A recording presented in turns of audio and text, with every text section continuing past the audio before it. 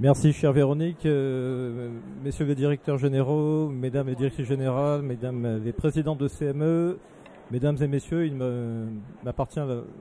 j'ai l'honneur d'animer cette table ronde sur la place des CHU dans les transitions géopolitiques. Alors, je suis DG du CHU de La Réunion depuis 2016. Le CHU de La Réunion, c'est un petit peu une vigie avancée de la stratégie française en santé dans la zone océan Indien. Et effectivement, on a une responsabilité particulière pour faire rayonner l'excellence française en santé. Donc, l'intitulé de la table ronde, c'est les CHU impliqués dans les transitions géopolitiques. La crise de la Covid, Véronique l'a dit, a montré qu'il y avait une montée des interdépendances dans nos systèmes de santé, évidemment, une reconfiguration profonde des relations internationales dans le domaine de la santé. Et le double objectif de cette table ronde, ça sera de montrer combien les stratégies des CHU, à partir d'exemples concrets, on aura les exemples des CHU de Clermont-Ferrand, du CHU de la Martinique, du CHU de Lille, comment les impulsions nationales ont un impact sur la stratégie sur l'international des CHU et comment ces recompositions géopolitiques à l'œuvre donc impactent très concrètement, opérationnellement, la stratégie des CHU. Pour cette table ronde, donc on a un plateau de très très haut niveau. Je remercie nos intervenantes et intervenants. Nous avons à mes côtés, à ma gauche, Georges Fabrice Blum, qui est conseiller auprès du ministre délégué au commerce et à l'attractivité et aux Français de l'étranger, qui nous donnera un éclairage national autour des impulsions politiques nationales. Nous avons le professeur Roch, qui est le président de la CME du CHU de Martinique, qui nous donnera l'éclairage des Caraïbes, ou une partie de l'éclairage des Caraïbes, puisqu'effectivement, il y a également le CHU de la Guadeloupe qui est impliqué dans cette stratégie. Nous avons Madame Van Bremerch, qui est directrice de cabinet au CHU de Lille, qui nous montrera combien le CHU de Lille est tout à fait en soutien dans la crise ukrainienne, dans la suite d'une impulsion politique nationale récente. Et nous avons Madame Diana Dobbs à ses côtés, qui est présidente de l'association d'aide médicale France-Ukraine, qui nous donnera également cet éclairage. Et pour terminer, nous aurons également l'éclairage du CHU de Clermont-Ferrand, à travers le professeur Traoré, qui est chef du service d'hygiène du CHU de Clermont-Ferrand, qui nous montrera l'impulsion du CHU de Clermont-Ferrand aux côtés du Rwanda par rapport à la construction d'un établissement de santé au Rwanda. Donc sans plus attendre, je vais céder la parole à monsieur le conseiller Georges Fabrice Blum, qui nous montrera comment effectivement le ministère du Commerce est impliqué aux côtés des CHU et comment cette politique est impulsée par le niveau national dans un contexte évidemment de forte évolution, puisque les tensions au Mali, la crise ukrainienne nous montrent qu'il y a besoin d'une forte réactivité sur ces sujets. Donc comment ça se passe très concrètement, monsieur le conseiller, et comment ces impulsions se déclinent-elles? Merci Monsieur le Président. Alors d'abord, c'est un grand plaisir pour moi d'être aujourd'hui parmi vous, d'autant plus que j'ai encore mon cœur dans mon métier d'origine, que j'ai abandonné il y a un peu plus de 8 mois, celui du gynécologue obstétricien. Je suis aujourd'hui conseiller du ministre, mais je ne suis pas un diplomate de formation. Le MAE, que je commence à connaître un petit peu, un très gros ministère, a un rôle de coordinateur et de stratège dévolu à l'administration centrale du ministère. Et nous avons créé en mars 2009 une direction générale de la mondialisation et du développement et des partenariats. Pour mettre en route toutes ces politiques, nous avons eu besoin d'opérateurs. Et pour la santé, nous en avons 6, vous les connaissez certainement très bien. Le principal, c'est l'Agence française pour le développement, qui est un organisme de financement. L'Agence française de développement des médias, l'Expertise France, qui fait maintenant partie de l'AFD, Fraude volontaire, et puis d'autres choses, Centre de recherche agricole et pour le développement, et l'Institut de recherche pour le développement. Le pilotage de ces opérateurs par le ministère de l'Europe et des Affaires étrangères relève en fait d'une double dimension administrative et stratégique qui est déclinée sur le terrain par les ambassadeurs qui sont eux-mêmes épaulés par 11 conseils régionaux en santé mondiale qui suivent les activités du Fonds mondial pour la tuberculose, le sida et le paludisme, pour le Gavi pour les vaccins, pour l'achat de médicaments par United, par un fonds prioritaire de solidarité et puis par l'objectif de couverture mutuelle universelle.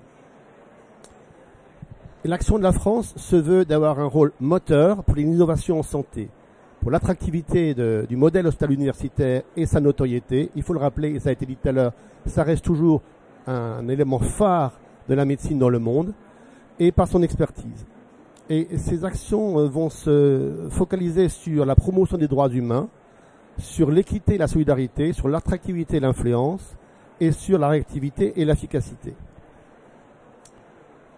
Le MAE apporte aussi son soutien au CHU en donnant des informations sur la situation géopolitique des pays où ils veulent développer leur mission. Nous sommes là aussi pour ceci. Par ailleurs, nous avons un centre de crise et de soutien, le CDCS, qui a plusieurs missions, chargé bien sûr de la veille de ce qui se passe dans le monde, d'anticiper les crises, la gestion des crises se déroulant à l'étranger et surtout d'assurer la sécurité des Français qui s'y trouvent, soit de façon définitive, soit en voyage. Également chargé du soutien à la stabilisation post-crise via ce qu'on appelle le COHS, qui aide aussi à l'intégration dans un soutien logistique pour l'envoi de matériel notamment. Ça a été fait, on vous le dirait encore mieux que moi, par le CHU de Lille pour l'envoi du matériel en Ukraine, et puis pour l'envoi de matériel en Irak pour un hôpital à Sinjar avec la chaîne de l'espoir. Le CDCS s'occupe également malheureusement des questions relatives au décès, de disparitions inquiétantes, vous les voyez parfois à la télévision, et puis bien sûr d'aide humanitaire d'urgence en interministériel. Alors ça c'est pour le volet plutôt humanitaire, mais nous avons un volet également, comme l'a dit le président, un volet commercial de la santé. Et là nous avons un comité stratégique de filières industrielles et technologies en santé, le CSF-ITS,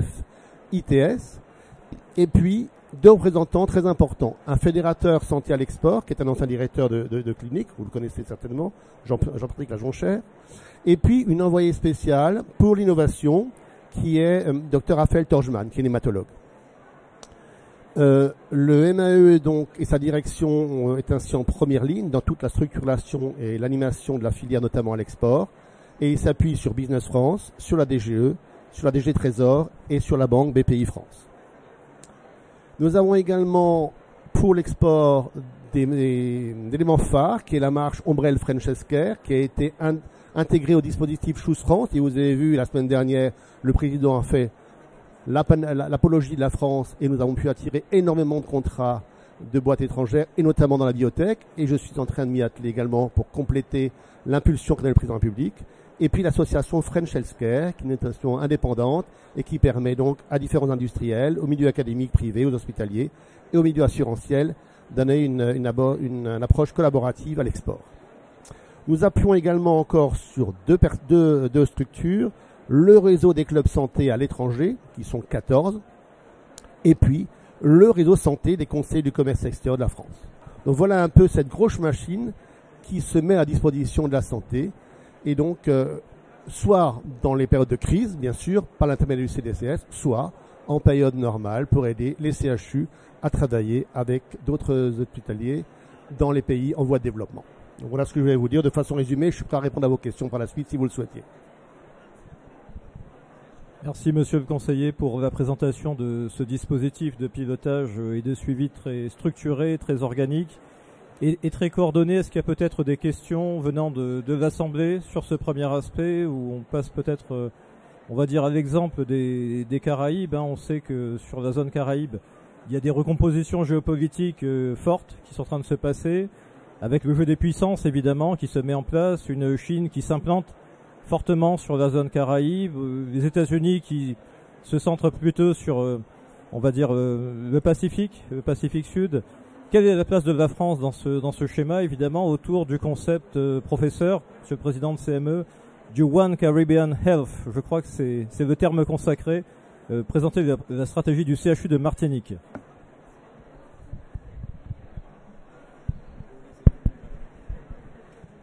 Merci. Merci beaucoup de me donner un temps de parole. Alors, quand on m'a demandé de réfléchir à la question de l'impact du CHU de Martinique sur les transitions géopolitiques, j'avoue que ça m'a un petit peu amusé à première pensée. Je me suis dit non, le CHU de Martinique, il s'occupe de coopération. Et puis, après, deuxième analyse, je me suis dit mais ceux qui s'occupent de géopolitique devraient s'intéresser à la coopération du CHU de Martinique. C'est un petit peu l'idée que je voudrais soutenir là maintenant en vous parlant de l'impact de ce que nous faisons éventuellement sur ce qui se passe dans notre région. Alors, quand les tensions géostratégiques augmentent, ce qui quand même est un peu le cas, entre Taïwan d'un côté, l'Ukraine de l'autre, il n'y a pas une région du monde qui échappe à la problématique et la Caraïbe est spécialiste de cette question. Est-ce qu'on... C'est bon, ça passe bien sur le bouton vert. C'est bon. Voilà, la Caraïbe, le passé nous a montré que dans la Caraïbe, on pouvait être à l'origine de tensions mondiales extrêmement dangereuses. C'est pas la situation actuelle, mais pour autant, on se trouve dans une situation qui revêt un caractère un peu préoccupant. La Caraïbe, en fait, est sous zone d'influence américaine. Les États-Unis ont une ascendance naturelle sur la région Caraïbe. Au cours des dernières années, elle ne s'est pas trop intéressée à la question, sauf sous 3 angles, celui de l'immigration, celui du narcotrafic et celui du terrorisme. Elle a baissé ses investissements de moins 25% dans la zone, s'intéressant à l'Asie et au Pacifique, qui lui paraissaient beaucoup plus stratégiques. Parallèlement, la Chine a au contraire investi de manière absolument massive dans la Caraïbe et dans tous les domaines et dans un nombre d'États importants. 9 milliards d'euros sur les Bahamas, 10 milliards d'euros sur la Jamaïque, 4 milliards d'euros sur le plateau des Guyanes. Et il n'y a pas un petit État de la Caraïbe qui n'ait pas été approché d'une manière ou d'une autre sur 2 thématiques, celle de l'association d'un chèque à la reconstruction d'une autoroute ou d'un hôpital par rapport à l'idée défendue au niveau de l'ONU d'une Chine unique. Donc il y a beaucoup d'apôtres maintenant de la Chine unique dans la Caraïbe, ça c'est la première chose. Et la deuxième, c'est les nouveaux chemins de la soie et l'ouverture du canal de Panama, l'agrandissement du canal de Panama qui fait que les supertankers vont pouvoir passer par cette zone, fait qu'un certain nombre de territoires, comme la Jamaïque par exemple, comme les Bahamas, ont maintenant des ports offshore en eau profonde qui permettent de servir de relais, qui sont du reste gérés pendant les 30 ou 40 années qui viennent par la Chine. Donc inutile de vous dire que on a affaire à deux monstres de la diplomatie pour lesquels, bon, que fait l'Europe et que font les Caribéens par rapport à ça? Alors, la France persiste avec 7 ambassades dans la région. La France a une activité diplomatique propre. Elle a aussi l'Europe avec des investissements et qui n'ont rien à voir avec ce que la Chine est capable de produire. Déjà, l'Europe s'intéresse au financement de ces territoires dans les Amériques et n'est pas à la hauteur financièrement. Mais la France et l'Europe ont, par nos territoires, un atout considérable, celui finalement d'être caribéen. Et pour ceux qui l'ignoreraient, il y a une loi qui s'appelle la loi Letchimy, qui est du nom de notre président de la CTM, la communauté territoriale de la Martinique, qui a vocation à donner à chacun de nos territoires une forme d'autonomie diplomatique qui lui permet d'être présent sur le territoire, son territoire naturel, c'est-à-dire la Caraïbe, et donc de pouvoir, de l'intérieur, approcher l'ensemble du territoire caribéen. Et comme la santé est reconnue dans l'ensemble des pays de la Caraïbe comme le point numéro 1 du développement, eh bien, tout naturellement, le CHU de Martinique peut avoir à jouer un rôle dans ces domaines. Alors, de quoi s'agit-il? Globalement, il s'agit d'approcher l'ensemble de nos voisins par ce que nous savons faire et ce que nous faisons depuis de très longues années. Alors, il y a d'abord des liens qui sont des liens ancestraux, historiques, c'est la même histoire. Ce sont des frères, des médecins qui travaillent ensemble depuis des années et ça, c'est un bagage qui est extrêmement utile. Il y a aussi le problème du recours et de l'urgence, c'est-à-dire que les Chinois ne peuvent pas répondre à la dissection aortique du frère du Premier ministre du territoire d'à côté. Donc nous avons là un atout qui fait que, par notre manière de servir par le recours, nous avons un rôle stratégique qui est non négligeable. Il y a aussi la sécurité et le tourisme. Il n'y a pas un grand hôtel de la région qui ne fait valoir dans dans son cahier de bord sur ses atouts touristiques le fait que son centre de plongée est situé à moins de 30 minutes d'un hôpital européen dans lequel on pourra éventuellement lui faire valoir du caisson hyperbare. Voilà, il y a un certain nombre d'autres sujets importants.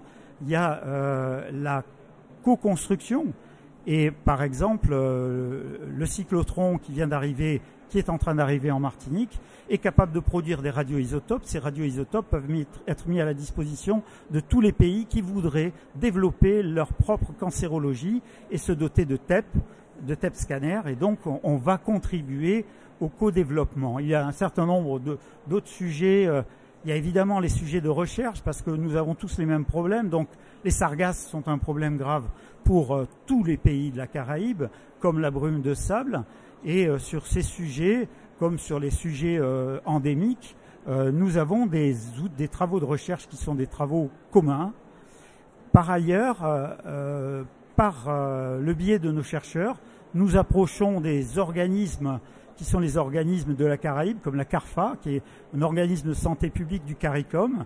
Et nous avons passé, le CHU de Martinique a passé un MOU, un accord signé par notre directeur général, dont je ne sais pas s'il est parmi nous, mais qui a signé de manière très récente un accord avec la CARFA.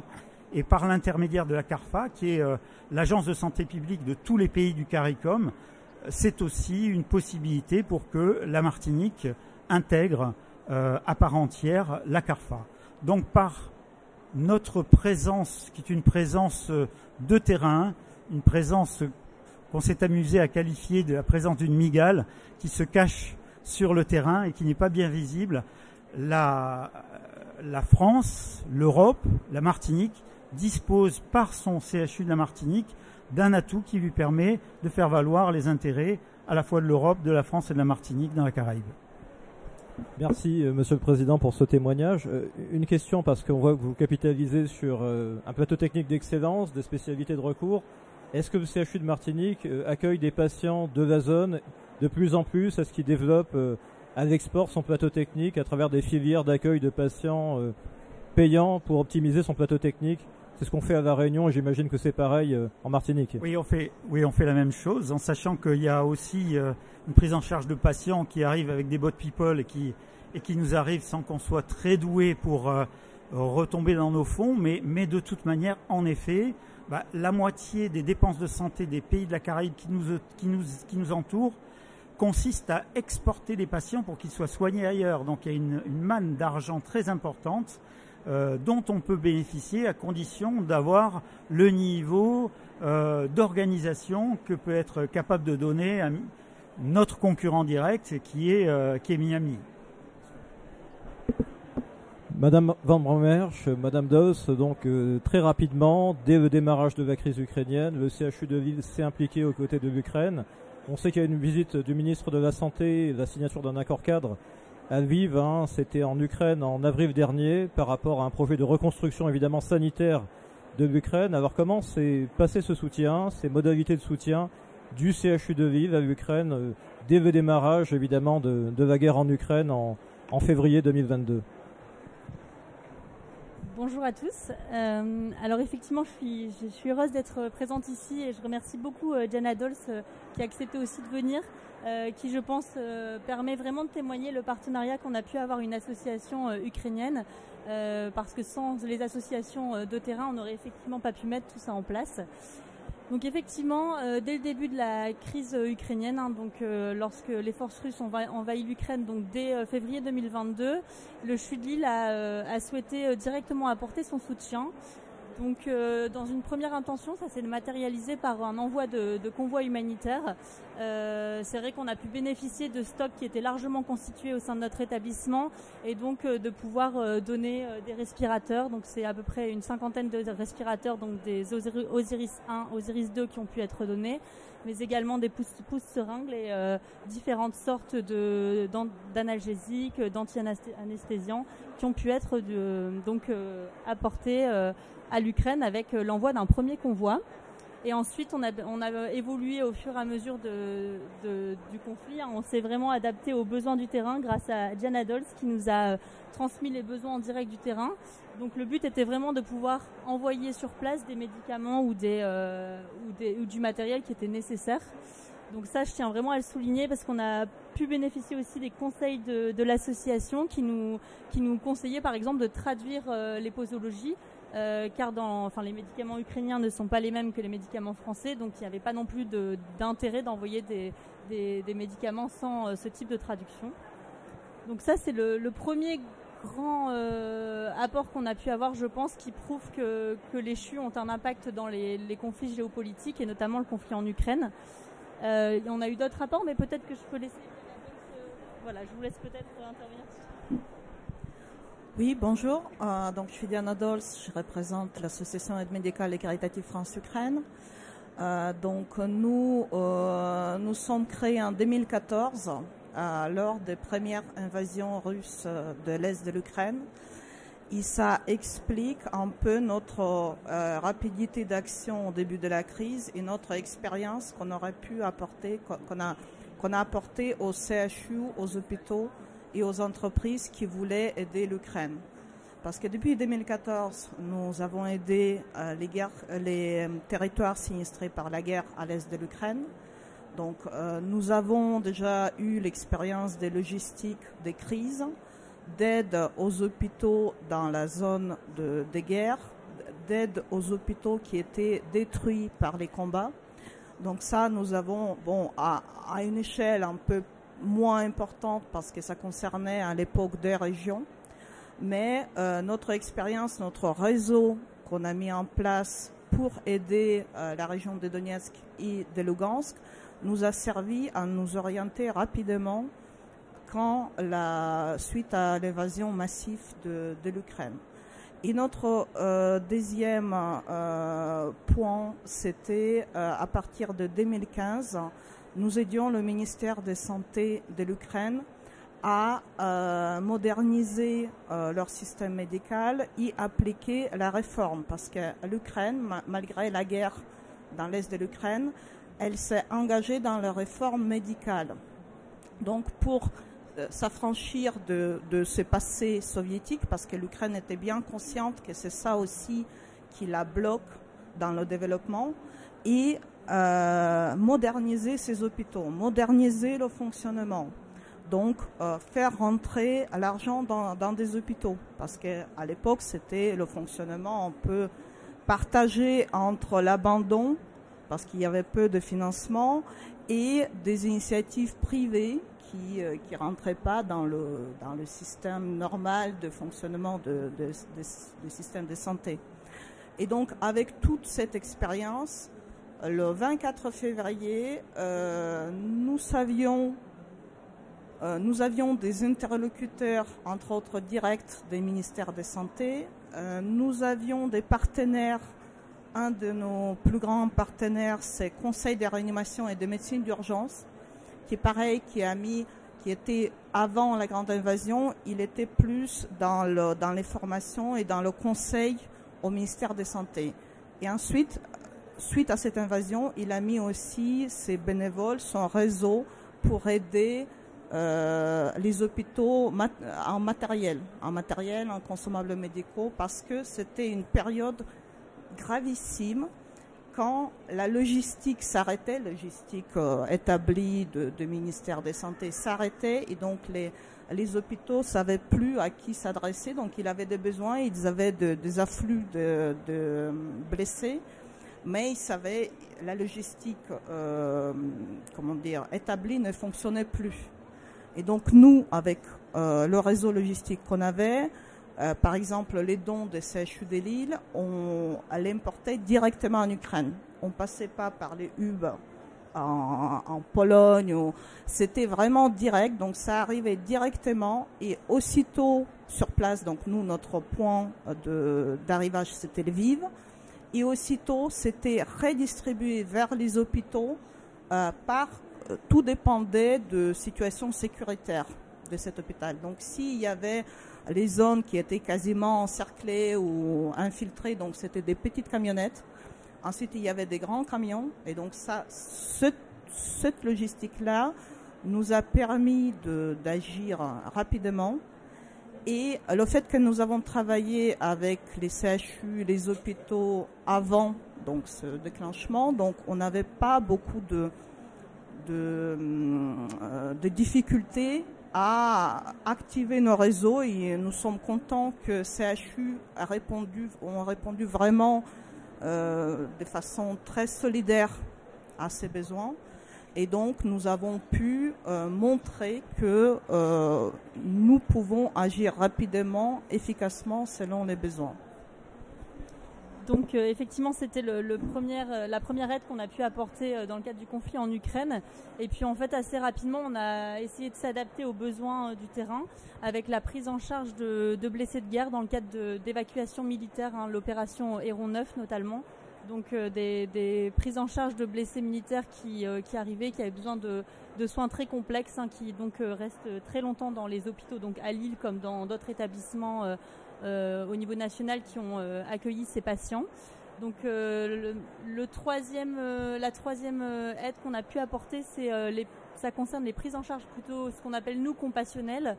Donc c'est finalement la prise en charge de patients qui étaient déjà sur le territoire français, hein, donc de réfugiés ukrainiens, qu'on a pris en charge aussi simplement qu'on pouvait, c'est-à-dire comme des citoyens français.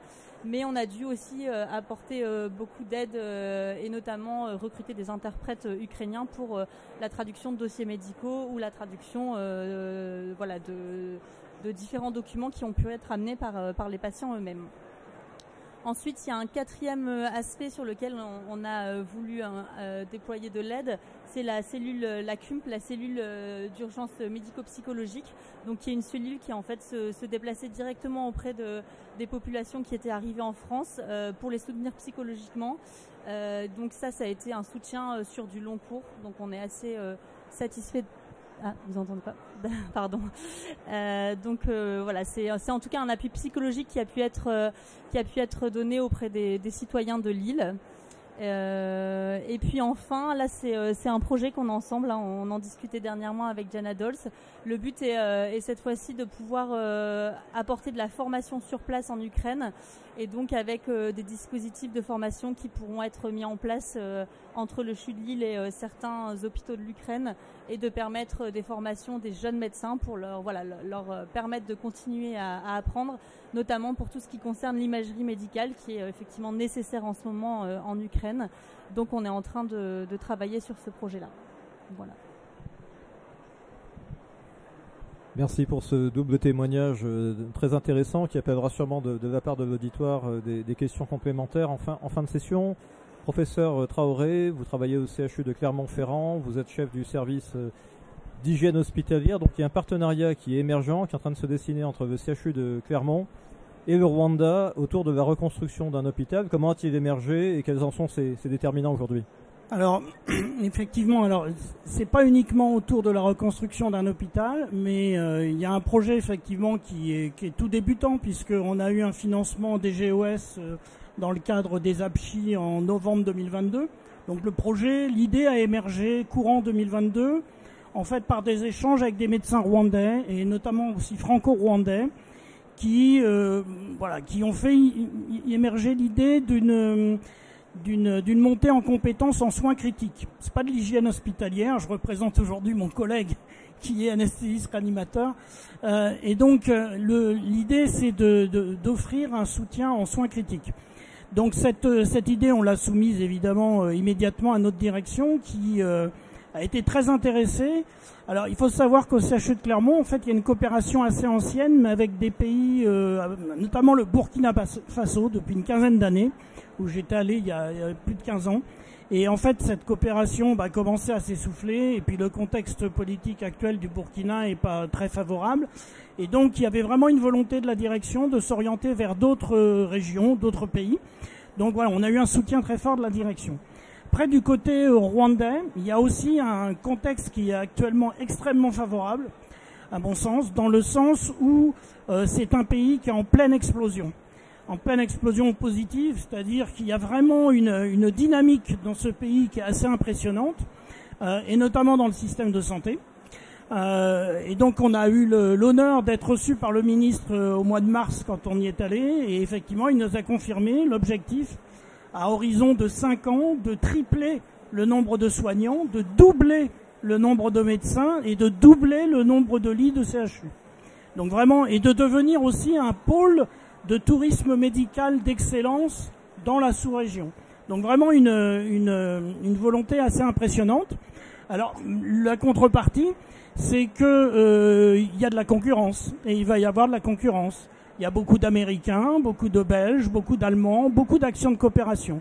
Donc je pense qu'il y a vraiment... Alors il y a d'autres CHU d'ailleurs qui interviennent. Bon. Donc nous, on a ciblé à la demande des autorités sanitaires notre action sur l'hôpital du Ruhengeri. Donc le Ruhengeri, c'est au nord-ouest du Rwanda. C'est une petite ville, mais c'est quand même la deuxième ville du pays. Et surtout, elle draine une population d'environ 400 000 habitants. Population très rurale et qui n'a pas vraiment de ressources médicales, autres. Et puis c'est une région on est à 60 km de Goma, qui est quand même donc grosse ville frontalière du Zaïre, enfin de la RDC, et qui est une région très instable politiquement, avec des afflux réguliers de réfugiés. On est aussi à une 60aine de kilomètres de la frontière ougandaise. C'est la zone du Nord Kivu. Donc c'est une zone qui est extrêmement, instable géopolitiquement. Donc on nous a demandé d'intervenir dans cet hôpital, et aussi dans la perspective de la construction d'un nouvel hôpital à horizon de 5 ans aussi, donc qui fera passer la capacité de l'hôpital actuel, qui est ancien, des années 30, de 350 lits à 800 lits, avec un financement français de l'AFD à hauteur, je crois, de 75 millions d'euros. Voilà. Donc nous, notre objectif, il est assez humble, c'est de préparer le personnel qui travaille actuellement dans cet hôpital avec peu de moyens, les préparer petit à petit à intégrer un hôpital qui aura plus de moyens. Donc on a fait une première mission en mars. On a décidé de cibler sur les soins critiques respiratoires et les soins urinaires. Pourquoi ? Parce qu'il nous semble que c'est ces deux types de soins qui pourront donner lieu à un retour, tangible pour les équipes, pour les patients bien sûr, mais pour les équipes, de l'intérêt d'une action de coopération comme ça. Donc le programme a commencé, puisque c'est un programme sur 1 an. Donc la première mission a permis de faire un état des lieux, de recibler donc les projets.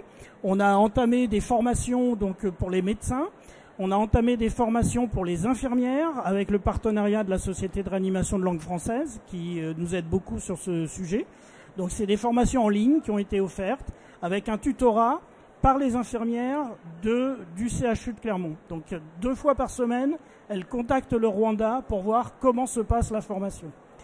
Et puis la prochaine étape, donc on est en train de rédiger tout ça, et la prochaine étape, c'est donc une mission sud-nord qui aura lieu en octobre, et qui permettra de finaliser complètement tous les protocoles de soins respiratoires, de soins urinaires, de vérifier les acquis de la formation. Et puis la dernière étape, ça sera donc début 2024, d'aller sur place pour évaluer l'observance des mesures, pour évaluer l'adaptation aussi des mesures, savoir s'il faut réajuster ou pas les mesures, et évaluer l'impact avec des indicateurs qu'on aura définis donc en octobre 2023. Voilà en gros ce qu'on fait aujourd'hui au Rwanda. Donc c'est un petit projet. On espère pouvoir le continuer sur d'autres types de soins, passer après aux insuffisances rénales aiguës, aux soins septiques, aux patients septiques graves, éventuellement aux soins respiratoires invasifs, parce que ce qu'on développe là, c'est des soins respiratoires non invasifs qui sont beaucoup plus accessibles pour ces pays-là. Voilà un petit peu où on en est et ce qu'on souhaiterait continuer à faire. Merci pour ces 3 témoignages de CHU tout à fait éclairants et ce témoignage de politique nationale. Bonjour Madame la Ministre et bienvenue. Il y aura sûrement des questions de la salle autour de ces 3 exemples de coopération et d'adaptation de la politique des CHU autour des transitions géopolitiques et des questions à poser peut-être au conseiller Monsieur Blum, des questions venant de l'assistance. Je vous cède la parole évidemment. Merci, bonjour. Je suis Emmanuel Godin de la PHP. J'avais une question. On a beaucoup parlé de coopération, on a un peu parlé de commercial on voit fleurir depuis une quinzaine d'années, notamment au Moyen-Orient et dans certains pays sud-asiatiques, des franchises d'hôpitaux universitaires, notamment américains, globalement anglo-saxons. Donc ma question est de savoir quelles sont les limites aujourd'hui, limites législatives ou simplement des limites culturelles, je pose la question de manière très innocente, qui empêcherait aujourd'hui, par exemple, le CHU de la Réunion de franchiser un autre CHU à Mada ou aux Comores. Merci pour votre question qui s'adresse à l'exemple réunionnais. Donc on a un cadre de coopération au CHU de la Réunion qui nous permet de passer des conventions cadres très directement avec les États de la COI, de la communauté de l'océan Indien, que sont les Comores, Madagascar, les Seychelles et Maurice. C'est des conventions pluriannuelles qui définissent des thématiques d'intervention médicale, assorties évidemment de financements et qui sont évaluées avec des financements soit directement du national, soit de bailleurs de fonds de type Agence française de développement, soit de plus en plus, comme la Réunion est région ultra-périphérique, on capitalise sur des crédits du FEDER, des fonds européens. Et ça nous permet d'inscrire dans la durée des actions pluriannuelles de coopération. En clair, on fait de la coopération scientifique, de la recherche, mais de plus en plus, on contribue à la stabilisation des systèmes de santé de la zone qui ne sont pas toujours aussi dotés, évidemment, que la France, que la Réunion. Donc évidemment, on essaie de former des professionnels, les cadres, les médecins de demain, de ces pays-là, de Madagascar, des Seychelles, de Maurice et des Comores. Sachez que l'effort de formation du CHU de la Réunion, il est de 600 professionnels de santé formés par nos équipes chaque année. C'est modeste évidemment. Et ce qu'on fait de plus en plus, c'est qu'on travaille en joint venture, si je puis dire, avec d'autres CHU, parce qu'évidemment, l'effort non pas de guerre évidemment, mais de coopération doit être partagé, je pense, à l'échelle des centres hospitaliers universitaires. Mais sûrement nos intervenants ont des réponses complémentaires sur ce sujet. Il y a une expérience un peu similaire en ce qui concerne la coopération entre la Martinique et Sainte-Lucie, où il y a un hôpital européen qui peinait à ouvrir ses portes. C'est l'hôpital OKU. Une franchise indienne s'est proposée pour gérer cet hôpital au franc symbolique, avec une gestion qui est rapidement apparue au Saint-Lucien comme possiblement qui serait dérivée de son optique initiale, qui est une optique d'hôpital et qui aurait répondu à un cahier des charges qui aurait plus été vers le privé. Et finalement, Sainte-Lucie, fort des relations qu'il y a entre notre hôpital et l'hôpital, l'ex-hôpital Victoria, et donc cet hôpital OKU, nous a sollicité avec l'aide de toute l'équipe coopération. Je pense à Christiane notamment, qui a beaucoup œuvré sur ce sujet. On les a aidés à ouvrir leur hôpital. On a monté une convention partenariale avec eux et on continue à les appuyer pour qu'ils gèrent leur propre hôpital avec une convention d'appui de notre part. Voilà, donc on s'est un peu opposé à une franchise qui ne paraissait pas très saine de coopération sur cet hôpital. Alors, je vais répondre non pas sur le fonds hospitalier, mais sur le plan formation. On a été contacté par l'Arabie Saoudite pour faire des universités privées. On est en partenariat en ce moment avec l'IRCAD de Jacques Maresco à Strasbourg pour des implantations en Arabie Saoudite ou dans les pays du Golfe. Mais on est encore dans un stade de réflexion, donc c'est pas encore fait. Et c'est ça sur le volet formation des chirurgiens, notamment digestifs et gynéco pour la cancérologie lourde, l'endométriose. D'autres questions, peut-être? S'il n'y a pas d'autres questions, je remercie infiniment nos 5 intervenants pour cette table ronde très très intéressante qui a montré combien les CHU savent s'adapter au contexte géopolitique, combien la France a fait de la santé un axe tout à fait important et structurant de sa politique sur l'international, avec un cadre de coopération très clair, puissant et structuré qui a été posé par nos tutelles. Et on voit aussi que ça marche si il y a des conventions cadres, il y a une durabilité de ces actions, une inscription dans la durée. Et bien sûr, le nerf de la guerre, des financements qui peuvent être des financements AFD, Expertise France, DGOS, ou de l'Union européenne, parce que sans financement, évidemment, notre effort de coopération et notre rayonnement sur l'international s'épuiserait très très rapidement. Merci à toutes et à tous, et je vais tout de suite... merci.